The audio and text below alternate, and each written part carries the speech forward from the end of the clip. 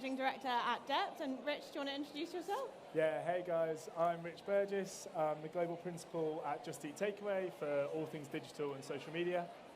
And we are going to talk a little bit today about, actually interestingly, distinctive brand assets through creative automation. But before we do that, it might make sense for you to talk a little bit about what Just Eat was like when you first joined and why you were brought on board. Yeah, great. So I've been at Just Eat Takeaway for 2 years now. And it was just as, I guess, the merger between Takeaway.com and Just Eat was kind of coming to an end, which meant we had more markets than we've ever had before, and more restaurant partners on our app than we've ever had before, and multiple different messages for multiple different areas of the business.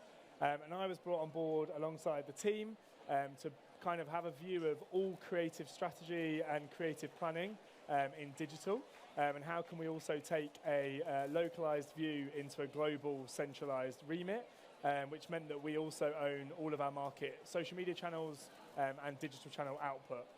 So yeah, a really interesting time, a lot of change happening in the business, and a lot more creative and content output than we'd ever needed before. So 17 markets, hundreds of thousands of restaurant partners, okay, Yep. And having to build consistency and distinctiveness in all of those markets. And that's when we first started talking about potentially creative automation and how that could help. Yeah, so we'd worked with DEPT for about 6 years already, but at this point we really wanted to look at how could we look at a global solution to all of our local problems. So how could we find different ways to communicate different nuanced messages for each market, every city. Sometimes that means that we're outputting, 4,000 to 8,000 assets at any 1 month or time period.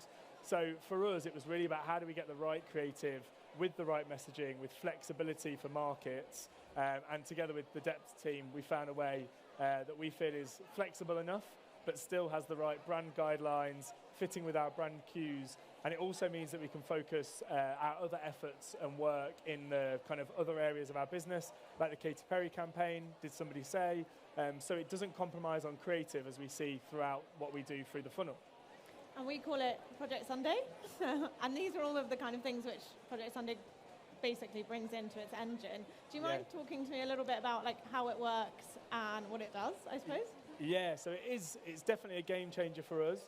It's really about bringing technology and creative together. I'd say they're married together in a 50-50 kind of approach. The simplest way to explain it is that we internally at Just Eat Takeaway have worked with DEPT to kind of look at every single message, every single output that we want to run as a always on or a business as usual kind of creative platform.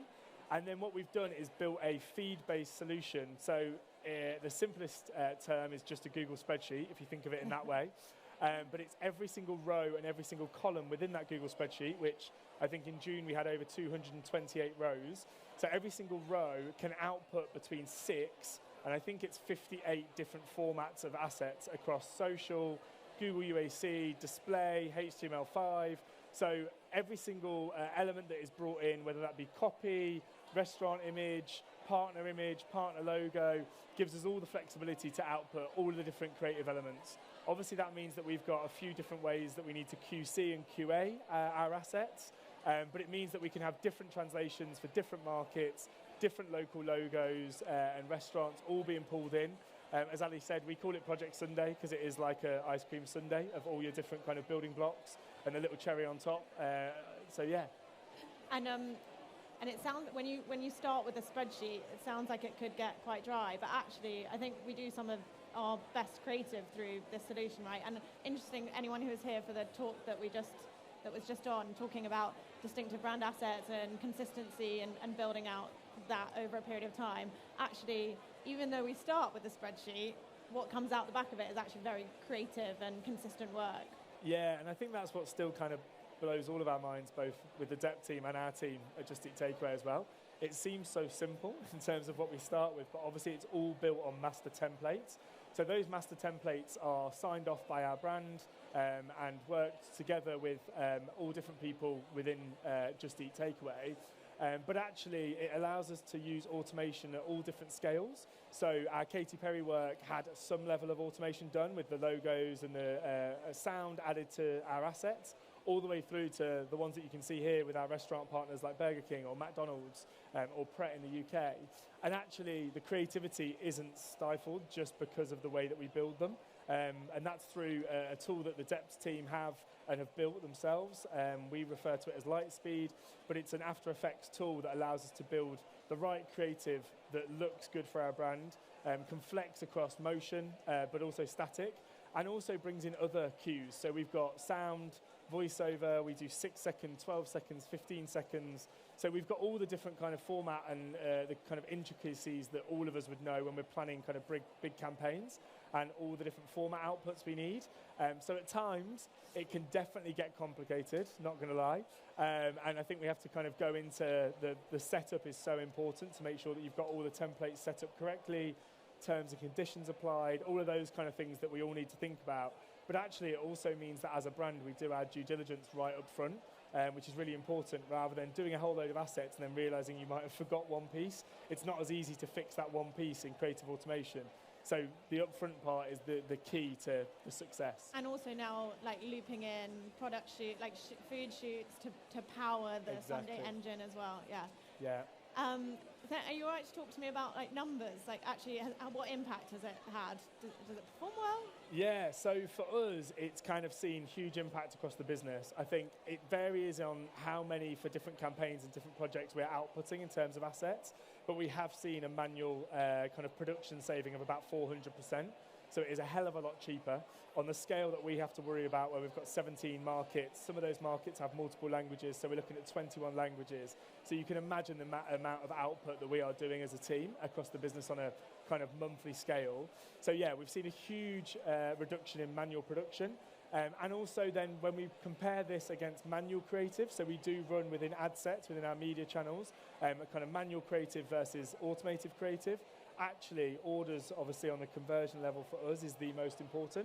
And when we look at a cost per order, we can see that the Project Sundae work is constantly our best performer in terms of a CPO, which is really, really great. And I think internally, when you just look at resource and time and effort put in as well, yes, there's a lot of setup time. There's a lot of kind of triple checking the work and making sure that the feed is 100% correct. But actually, the resource putting it through the business and that kind of rendering out time is almost overnight, rather than kind of manual designers having to do it for weeks and weeks and weeks. And also making sure that our logo is in exactly the same place in every asset.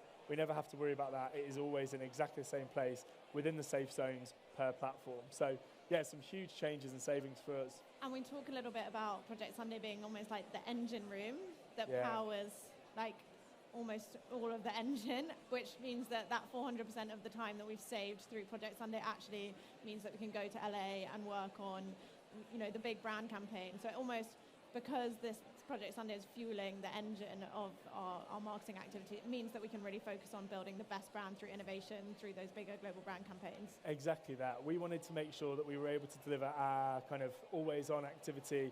We were able to give flexibility to the markets to switch free delivery on where they need to, or 20% off, or a Coca-Cola deal, or whatever that be, so that we're actually doing that work in the most seamless and quickest way possible and cost-effective. So that, to your point, Ali, we could then focus on the other peaks that we have within the year, some of the bigger brand campaigns, or looking at other creative strategies for other work. So it might be, how do we evolve these templates, or how do we evolve our business as usual communications and workflows through the teams? So it allows us to shift our thinking from just trying to get assets out the door every day, which sometimes can feel like a bit of a wheelhouse, to make sure that this is a huge beast of an engine that has worked. I wouldn't say seamlessly because of the amount of effort and people and plugs that we have to kind of put in, but it's definitely working in terms of 17 markets, 21 languages, and thousands of assets. Yeah, it's felt a bit like we're building the plane whilst we're flying it at times. It does. So any advice for people wanting to get started, like bringing together creativity, technology to fuel what they're doing? Yeah, I think the most important place to start is like, where in your business do you have repeatable things that you know you have to communicate? We know on a monthly basis we need to communicate restaurant offers. We want to communicate about our grocery offering in certain markets where we've launched. So we really looked at what is it that we know is repeatable within our business that builds up that always-on layer. And then we sat with the DEPT team and gave full transparency to a whole 12-month calendar. So we could work out what within those 12 months we wanted to be kind of automated, and what we still needed to focus on manual production. And we were able to then kind of, I guess, kind of put into buckets our different kind of creative projects and then push the boundaries where we needed to. We are definitely flying the plane at the same time as kind of building everything that we're doing under it. And I think that's where bringing all the teams together internally, at times there can be 5 or 6 teams within the global marketing function, and also all of our local markets who have to approve their assets, approve their translations, check that we've got the right brand logos applied. So yeah, it definitely feels like we're doing it and outputting whilst we're still learning. But I think that's where the transparency between us and the DEPT team have really come together. And also then working with third parties. So all of our media for social is bought through Smartly. So we've had a really close connection between the DEPT team, ourselves, and Smartly as well, to make sure that that API connection all the way through to media feed is there.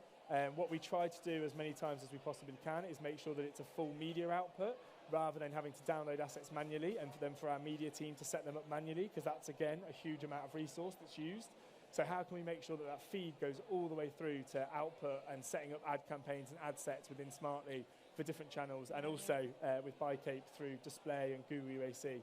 So yeah, I think transparency is key, looking at all areas of your business as to where those kind of always-on communications are, so that you focus on them first and then build from there. We've got the Coca-Cola campaign you can see here is a 4-week campaign. So actually that wasn't one that we originally a year ago had within our kind of matrix of what we want to do, but it made sense as we kind of built and evolved the work that we do to bring that in as well, because it was such an automated, very similar approach for every single market. Yeah, and I like look at Project Sundae now, like how much it's powering of what we do, like almost like all of the campaigns that go through it, and also how good we've got the creative to look. And I just think, God, a year ago I would have never imagined that we would get there. So sometimes it's just about like starting and not knowing the final answer before you start, actually just beginning and then iterating as we go, and like working out what it's worked really well for, what it's not quite right for, and then getting to a solution which actually can evolve with time as well. That's the thing. I think it's so big, you kind of have to take the jump and then work out how to swim once you've taken the jump together. And we've been able to do that really well with the DEPT team across all of our business. So yeah, really exciting time for us, and definitely something that's kind of changed the way that we see our business and we run our creative. We're being chucked off, I think, but 15 minutes is like not enough time to talk about this. So if anyone wants to catch up and talk about it more, just let us know. But yeah, thank you so much, everyone. I understand how Lana Del Rey felt.